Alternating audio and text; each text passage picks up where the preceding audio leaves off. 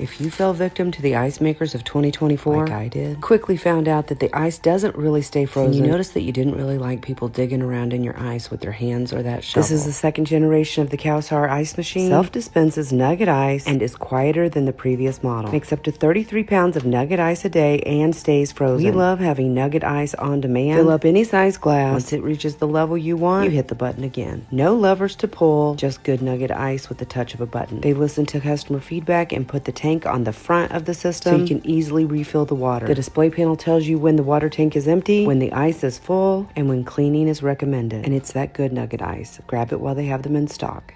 It has a touch screen panel. I treated myself to this new nugget ice maker. Self-dispensing. I did not want the one you have to put your hands in the bucket. This thing makes like 44 pounds of ice per day. It even has a self-cleaning function. I love this one because you just fill it up right at the front. It's also super quiet and compact, and it even has a viewing window so you can see the ice in there. It's literally brand new and it's on sale right now. If anybody wants one, I'll link it down below for you. Don't miss the sale. Has a